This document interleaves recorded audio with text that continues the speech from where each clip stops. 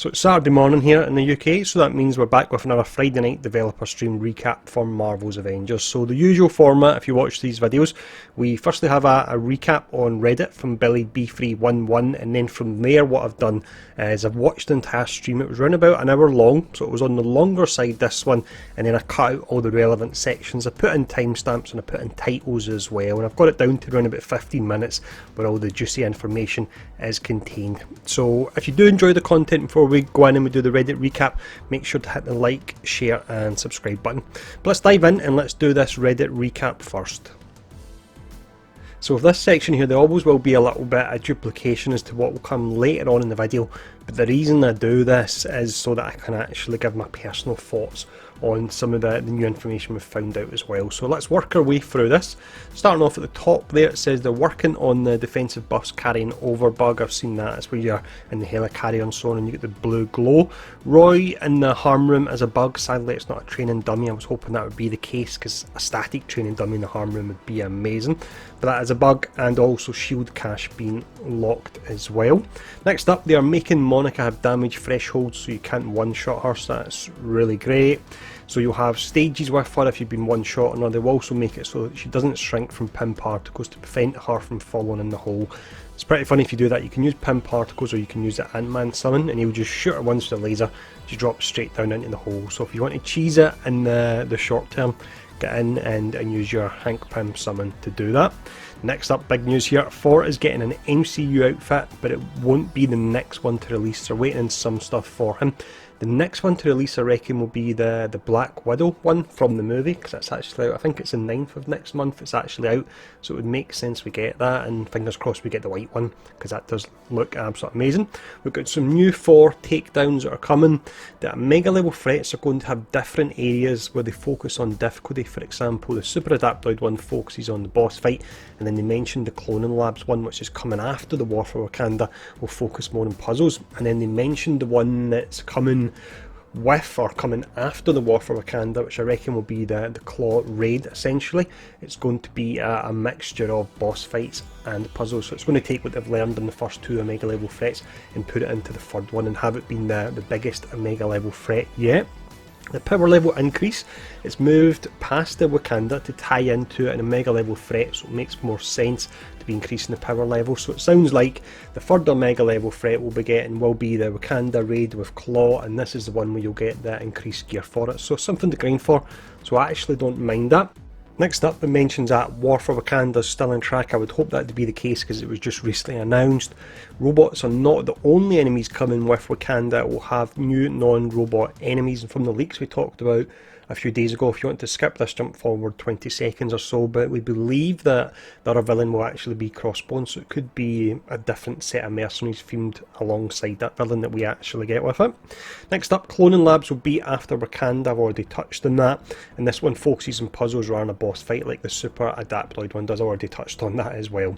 The Omega level threats will have enemies higher than 150, so that's pretty awesome. There's a no companion mode coming, but they can't say a date in that, so that's where you can play just as a solo hero, so that could be pretty fun. Mega level threats are being balanced around multiple heroes at the same time. That's going to be really difficult for them to do, and personally I would just rather they actually lock this feature out of a mega level threats, because it's going to be an absolute nightmare to tune around like 4 Thors or 4 Hulks or 4 Black Widows with invisibility all the time. No idea how they're doing that, and yeah, as mentioned, I would rather they just block this feature from the mega level threats. Let me know what you think about this.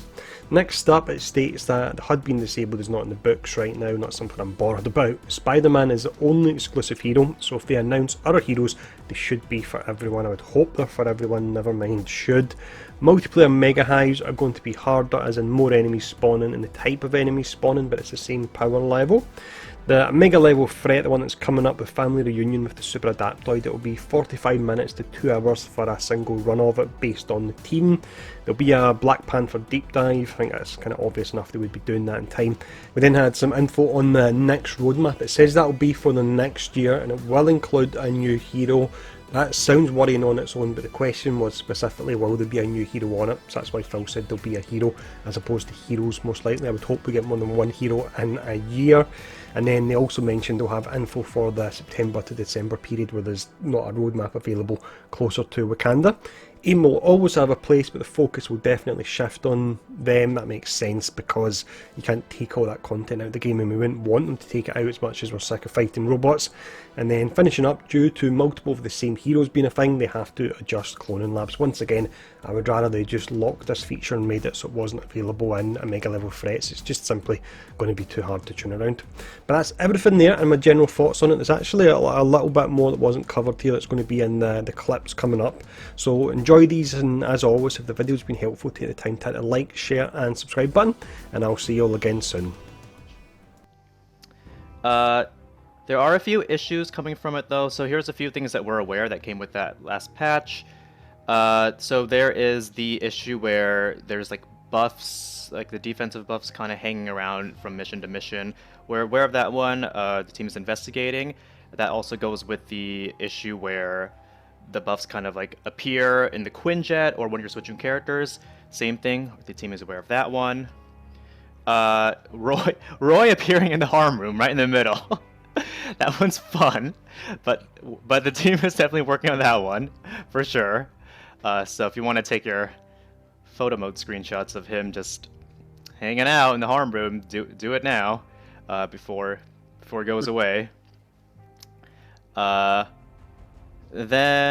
there is the issue where for the vault onboarding mission, when you open the shield cache, there's like a blocking progression there. We're totally aware of that one. That one is going to be fixed in the future. Hulk getting perks from some exotics that he can't really use, also aware of that one. Monica getting one shot. So the whole design process there was that she's not supposed to be one shot, but we know some people can do it. We're looking into that. We're fixing that definitely, so she cannot be one shot. She has phases. And that one also goes to Monica getting being affected by PIM particles. She's not supposed to be able to get shrunk. Same thing. That was not supposed to happen, though. Every time. Hilarious.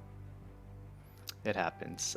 So those we're aware of. And then for LAS, no enemies on floors 10 to 12. That one we're actively investigating. Thank you for reporting that one. Tiny Monica, yeah. You can totally make her tiny. And I think she just like falls down into the hole or something if that happens. There was the terrible IP issue that has now been solved. We're super sorry about that one. I am not a tech genius whatsoever, so I would not be able to say like what happened there, but it's not intended, and we try to fix that as soon as humanly possible for that one. I mean, it's not complicated. It's a security measure that we use when we send out builds and stuff like that, and it wasn't supposed to be on when the patch came out. So unfortunately, there was a mistake there, but we took steps so that it doesn't happen again. Yep, absolutely. Thank you for reporting that one. We got it flagged as soon as humanly possible. Thank you. So one quick thing about the cap skin. So different shield, that's awesome. That's something we're looking into with other skins moving forward, is having different weapon skins. It doesn't mean we're going to do it for everyone for everything, but that's definitely something that we're trying to get in as much as possible. Right. So I'm seeing a lot of questions. Where's MCU Thor? Thor is getting an MCU outfit. I will say that Thor's MCU outfit is not the next one we're going to release. We are waiting on a few other last-minute things to really reveal it to you guys, so we're excited. We know you guys love MCU skins, but Thor is getting one. It's just not going to be the next one. Now, this is something that I'm just going to touch on briefly today, but we're going to talk about moving forward. The Omega level threats, they're going to have different areas that they focus on for difficulty. So this Omega level threat is definitely focused on a really, really cool boss fight at the end. I think it's going to be the most challenging that you've faced so far, and that's certainly why we're spending so much time on it. Really excited for you guys to play that. Some things that moved out. So we said patrol mode is moving out. We'll let you know when we figure out when that's coming out. So that gives us a little bit of time to figure that out. Same thing with the power level cap increase. So the power level cap increase is moving out because we wanted to come out with a piece of content that really requires a higher power cap and a new sort of like gear scale farm, so that you have to build yourself up to do that content. So we're trying to tie a piece of content with the power level increase so that it's a lot more engaging and there's a better reason to actually increase the power level cap. War for Wakanda, still very much on track. So super excited about War for Wakanda. It's by far the biggest expansion that we've done so far. It's got some really, really exciting stuff. And I can't say too much because I'll get in trouble, but I will tell you that it's really made in a way that's really exciting for some of the endgame content that comes, after War for Wakanda. So we're making sure that things tie together, that the story's evolving, that there's some conclusions, and you can really wrap up threads. Not to go into too many details again here, but there's things like the hero missions that had some story threads that started, and that's still something that we want to pursue and even wrap up. So with War for Wakanda, we're trying to make sure that things can exist sort of like contained. And yes, it's things like, Loki. We'd love to keep working on that Thor story and see what happens with that rivalry there. That's stuff that I'm super, super excited about. And of course, stuff that I can't talk about too much, but just know that that's sort of like our strategy. So another thing I wanted to touch on, I know you saw in the teaser for Wakanda, hey, there's a spider and it's a robot. Are we only going to be fighting robots in Wakanda? No.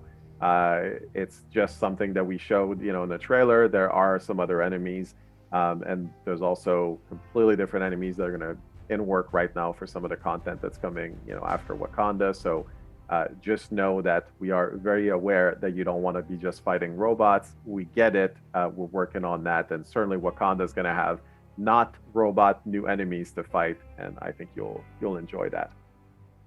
If you're wondering about, hey, cool, so we're getting family reunion, what's going on with cloning labs? Well, we're trying to get a date for cloning labs. It will definitely be after Wakanda. I don't know when exactly, but we're trying to figure that out. And sort of like an interesting thing to consider is if the Omega level threat family reunion has a really solid boss fight, cloning labs is going to bring some really solid puzzles, so you'll get a different type of challenge. So it'll be fun because you'll have two different ways to be tested. And certainly moving forward for further Omega level threats, we're trying to put all of that together into one really, really big challenge. So super excited for you guys to finally experience all that content. Can't wait for you guys to see it. A lot of you have been asking, so Cosmetic Vendor update. I don't have one. I would love to give you one. I do not have it. As soon as I do, you will absolutely be the first to know. I know it's been a long time, so not holding anything back on purpose. I just don't have an update on that. Yeah, okay. A couple more answers for you guys. So somebody was asking about the loadouts. That's still something that we will do. I don't know exactly when, so I don't have an update on that, but it will come. So please know that is happening. So we're looking into what we can do so that if you want to play with, a higher challenge, then you can do that. But it's not as simple as just saying, let's make the enemies higher level. Now, in some cases, it did work. It did do some things well. It just didn't work as well as it should have. So that's something we're looking into. I don't know exactly how we're going to solve it. However, for the Omega level threats, the enemies will be with a higher level than your maximum power cap. That's the thing. And then it's also going to be balanced in ways, with the mechanics and with the specific attacks so that it's actually challenging even at the maximum power level. Basically, I saw some questions about like loadouts. That's still something we're working on. Work on kind of like more of a UI thing as well. It's not quite ready to show, but once it is, we're going to bring on our UI expert. Since I know I'm not a UI expert in terms of like dev. I don't know, Phil, you might be, but we're going to bring on hopefully Steven Wetstein to talk about what we're doing with UI and loadouts and everything. But from the looks of it, it's looking a lot more organized. So hopefully that's something that we can show to you guys. Logan Ghost is asking if we're interested in a combat rework to get things like more combos. It's really expensive to add stuff to all the heroes, especially the ones that already come out.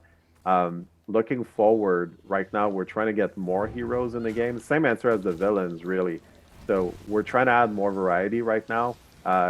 yes, some of the existing heroes could be better, but I think, if it really came down to it, and we're like, look, we can get one new hero, or we can add, a spin on some of the older ones. I think right now the better answer is new heroes, so that's the direction we're going with right now. Corey, after Wakanda, we're going to be working on, well, there's Patrol that's going to be coming, and then there's Cloning Labs, more Omega level threat, the power level cap increase, and then some other things that we can't talk about yet, but we certainly have a lot of plans for more heroes, more villains, and more content. What's the fastest run for an OLT internally? That's a good question. It varies because we're still tuning the difficulty, but I will tell you that for most of you, for your first time, let's say that you're very good and you're playing with people that you know, you're probably looking at 45 minutes to an hour. If you're having a hard time, it's probably going to be a little bit longer than that. If you can say, will the next roadmap include a new hero? Well, considering that the next roadmap is going to be for next year, undoubtedly, yes. I can actually answer yes to that.